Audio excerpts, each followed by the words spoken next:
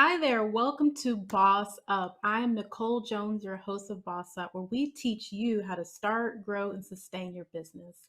I am super excited to come to the room with you guys again to introduce you to a very special guest, Brandy Shelton of Just Add Honey. Brandy, there? Yes, hello, Nicole. How are you?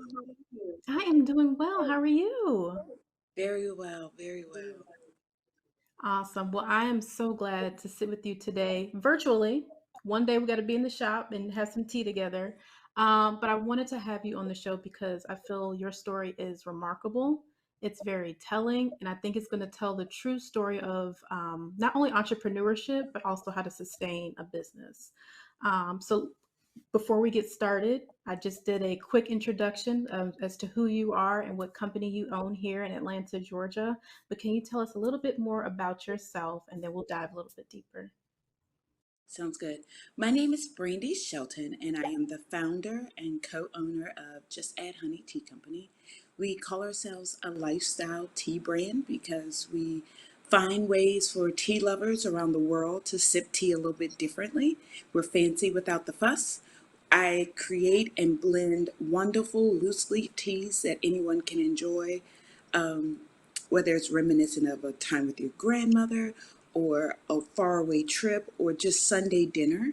We make all these wonderful blends that kind of warm your heart and are to be enjoyed with others or by yourself. Awesome, awesome. So now that you guys, your mouth might be watering, you might be a little parched based on her description of just add honey. um, there is something that I really want to celebrate, which I want to start the show off with just congratulating you. I've already messaged you before, but congratulating you again on 15 years of entrepreneurship with Just Add Honey. That is something to celebrate.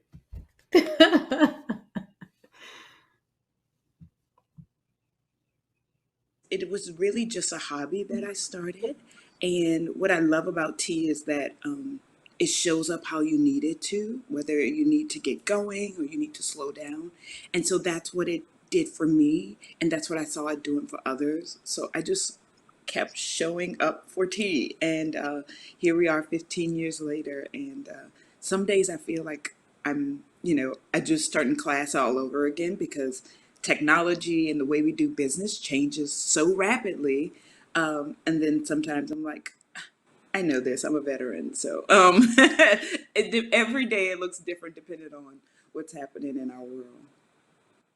Yeah, no, that's amazing. That's amazing. And the reason why I wanted to start with that particular congratulations again, because it kind of sets the tone for where I want to go with this particular discussion in terms of having and knowing what to do to sustain a company. And really, it's the onset, the early work that you did, the groundwork, the in the trenches work that allowed you to stay within the business that you're in today and being able to expand and keep up with the, like you said, the technology, to keep up with the trends that might be happening and being able to sustain not only your business, but the cultural and the comforting feeling that you get to sharing tea with your by yourself or with other people. So if you could take us back to the early stages of Little Brandy, just add honey. What did that look like, and what made you decide? You know what? I can actually see this flourishing into a business that has longevity.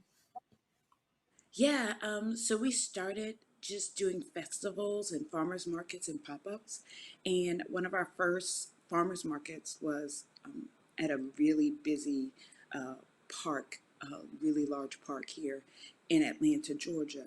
And the way I initially had it set up was what I wanted. And I had tins of tea for um, 10, 15, $30. And I would watch people pass me or pick it up and say, this is pretty. And, um, and they kept running or they kept with their activities or they spent time buying produce and things. And so I saw, I was getting discouraged. And something in me said, one, the price point was too high for the market that I was in. Two, the packaging was discouraging because they were tins and they couldn't see all the beauty that was inside the tin. So I ran to IKEA and bought all these glass jars, and I started presenting the tea in glass jars. And I made the price point something that it was easily cash transaction. So I started just weighing it out by the ounce versus this bulky, beautiful packaging. And that way they could stick it in their fanny pack or their pouch. Um, and so I watched and I listened to the customer. Now, I still to this day, that is who, I mean, with some moderation, but that's who runs our business, is our customer. So they tell us what they like, they tell us what they want, and we stay true to ourselves, but we find a way to reach them in a way that's accessible to them. And so literally that one change of scooping it out beautifully or being able to see the tea or price pointing it instead of like packaging it in 10, 20 ounces. I was packaging it in smaller micro doses. They were coming back every week. They were spending, in long term, spending more money. And we were having more sales and getting the word out of our tea. So that was like one little thing in the first year. Well, it had to be the second because the first year I was just like, seriously, how am I going to sell this? But by the second year, it made, that was like, that was what the key that has never changed. Our customers are who are we are servicing, so we listen to them and give them what they want. I love that. I love that. Yeah, first year for quite a few people, and sometimes even the second year can be like a wash. But I think what's really key to what you just mentioned was you listen to the customer. You were paying attention to how they were attracted to your brand and what you were offering as a service, which was tea.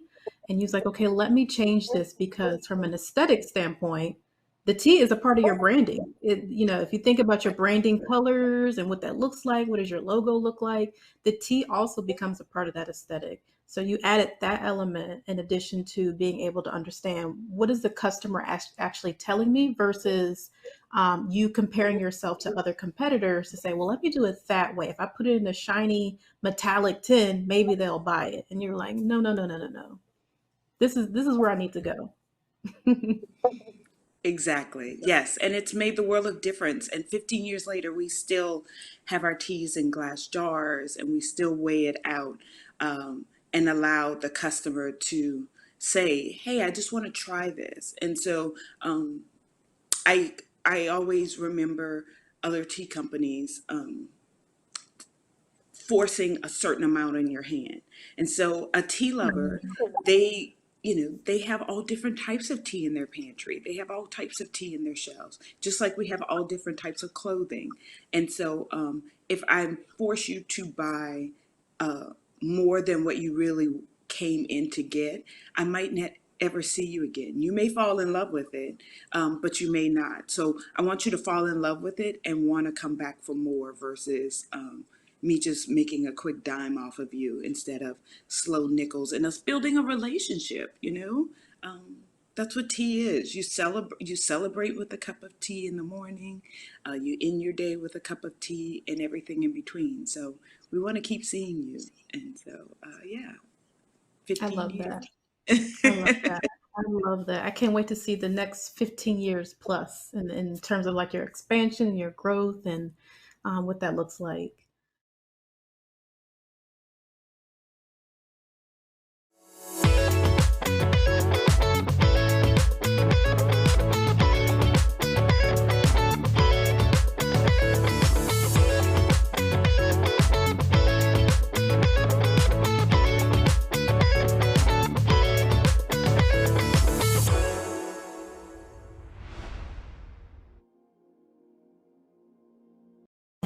Meet the Scan, a simple procedure whose mission is to detect lung cancer early.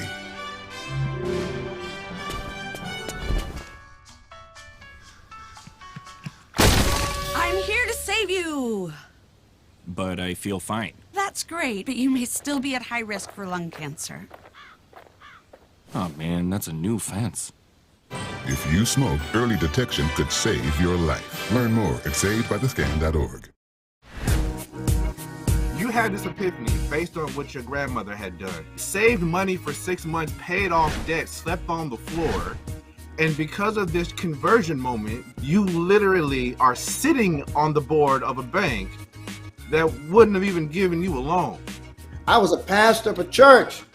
I was spending so much money dressing like a preacher, driving preacher cars.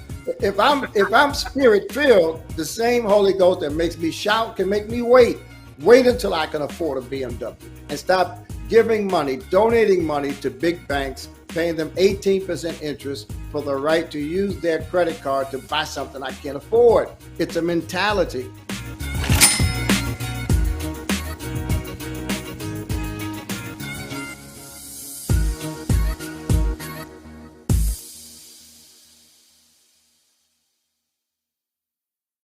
I'm curious because, as people are listening to this, this is just one industry. This is the tea industry. Some people might even say the wellness industry in terms of how you're able to sustain in this lane.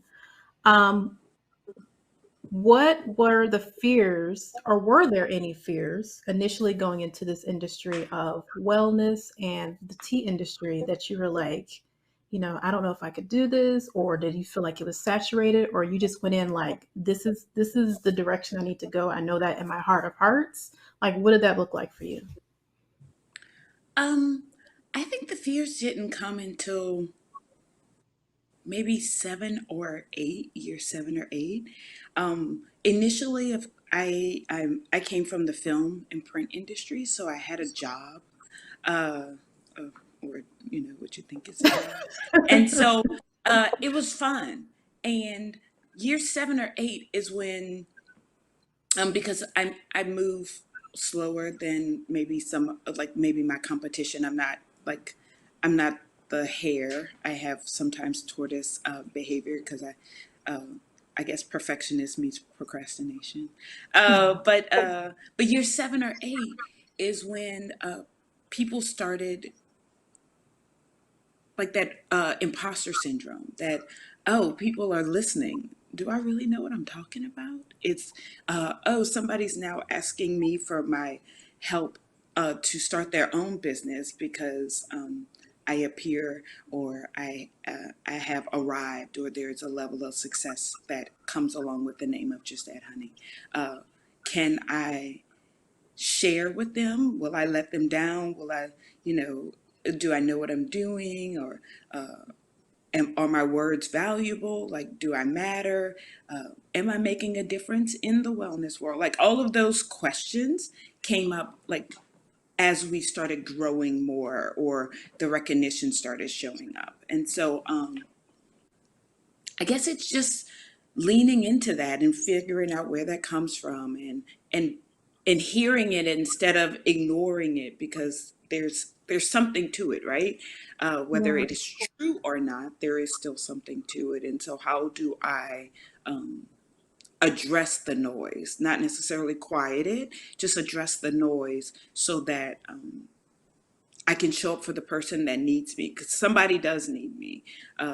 And it's that somebody is myself, that somebody is that tea drinker, or that future business owner, or that little brown girl that looks like me that, you know, plays shopkeep and now wants to have their own because they saw us. So Mhm. just answering those questions that I had inside, and keep being honest, sometimes I don't have it all together, and I can say that without feeling shame.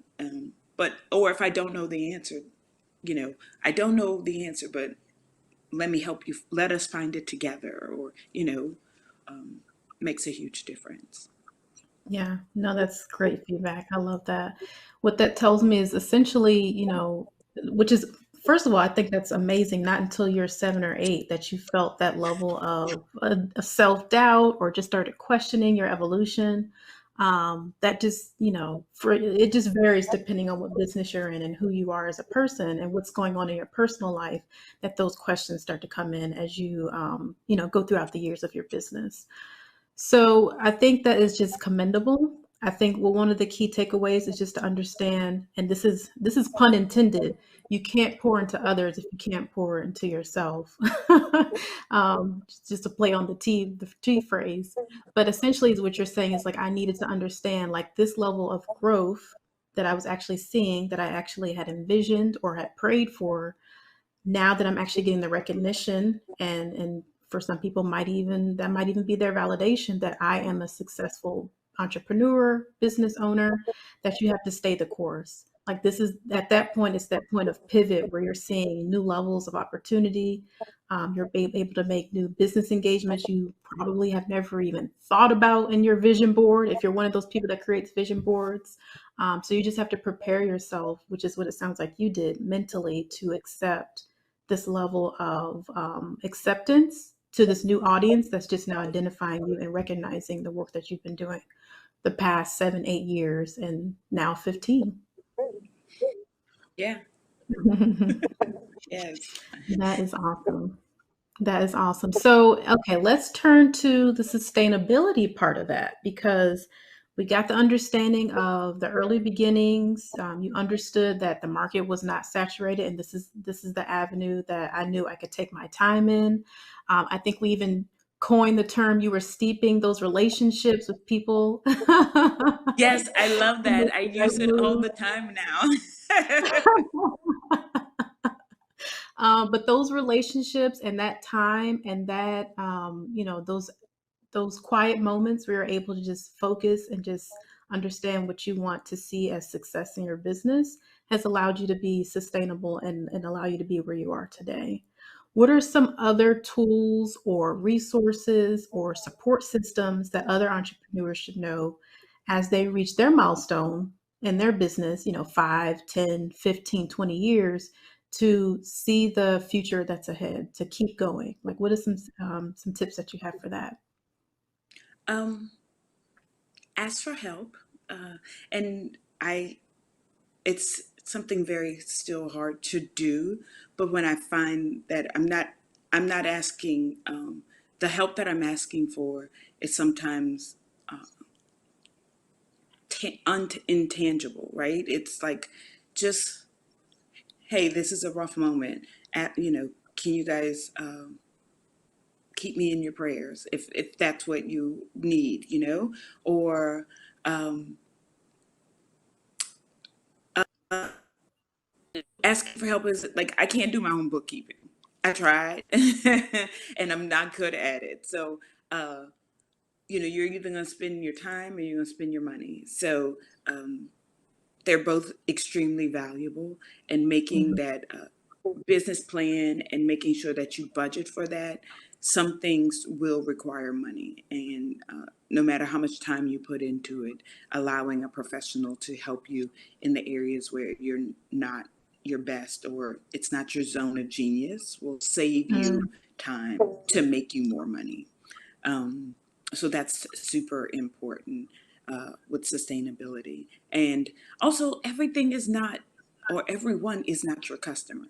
Um, we certain social media trends, or certain um, ways of capturing audiences that are trendy.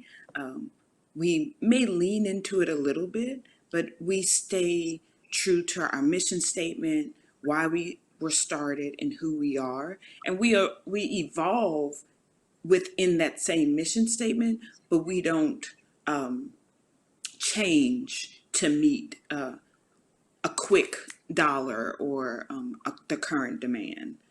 So, yes, we might do social media reels. There might be some pop culture involved in that. But for the most part, we stay in our true tea lover fashion, to where how we reach and capture our audiences. I love And that that. I helps love. with sustainability with your brand. And it also doesn't drive you crazy, to keep up with what everybody else is doing wears you out, Yeah. and it doesn't even leave room for creativity. Like, you can't even move to the next thing, or even what you want to do, if you're always like chasing behind what everyone else is doing anyway. Yes. So, Yeah, yeah, and that's something like we alluded to at the top of the call, at the top of this interview is, you made the idea or made the transition to go from the tins to the clear containers for your items because you knew that would help sell the customer. And there's something that you just mentioned, like everyone is not your customer. So how did you learn to navigate those waters? Like, how do you know your audience? It's it goes back to your mission statement. It goes back to who you say you want to be and who you set out to be in terms of your brand. It may change, um, but it may not. If you use a big brand company, um, like a moving company, they may add on arms to their brand, and they may do things that are complement their brand, but they, on the core of who they are, they're a moving company. Just like we're a tea company, we add on, uh, like we partner with coffee and we partner with other things, but we are a loose leaf tea brand. So that is who we have to stay to and who we have to be. Um, Otherwise, you lose money, you lose time, you confuse your audience, you confuse yourself, and sometimes the doubt. That's where that doubt creeps in.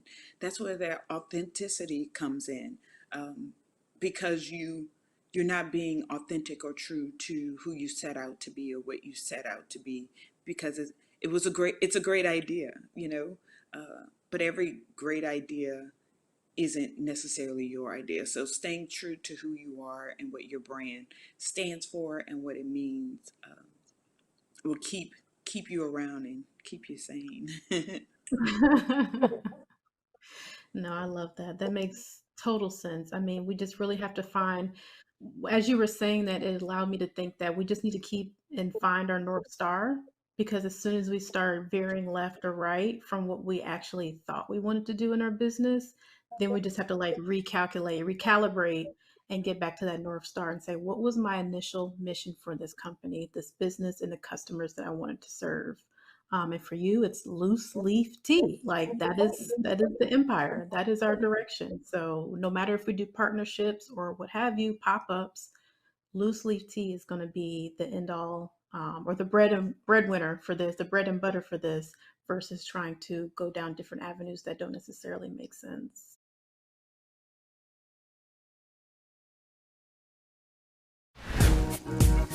You had this epiphany based on what your grandmother had done. Saved money for 6 months, paid off debt, slept on the floor. And because of this conversion moment, you literally are sitting on the board of a bank that wouldn't have even given you a loan. I was a pastor of a church. I was spending so much money dressing like a preacher, driving preacher cars. If I'm spirit filled, the same Holy Ghost that makes me shout can make me wait. Wait until I can afford a BMW and stop giving money, donating money to big banks, paying them 18% interest for the right to use their credit card to buy something I can't afford. It's a mentality.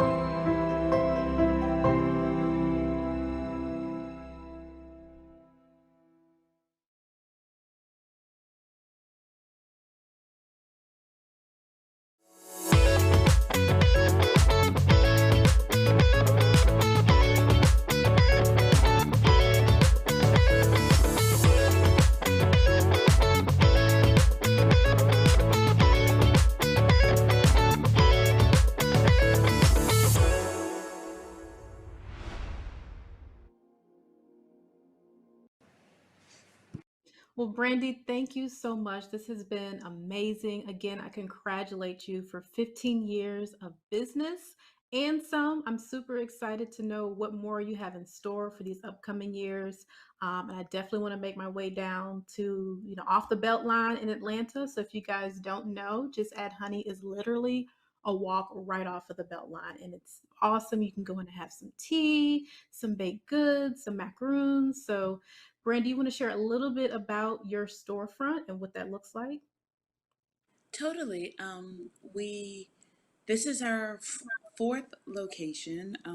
We've on and often had iterations of other locations, but now this is our flagship store with our production space right next to it, which makes it amazing. So we have over 8,000 square feet right there off the Beltline. Uh, in terms of production and retail. We have a retail cafe with outdoor seating, ceiling fans, great music, amazing tea. We partner with local uh, woman-owned bakers around Atlanta for our macaroons and our cookies and cakes and muffins.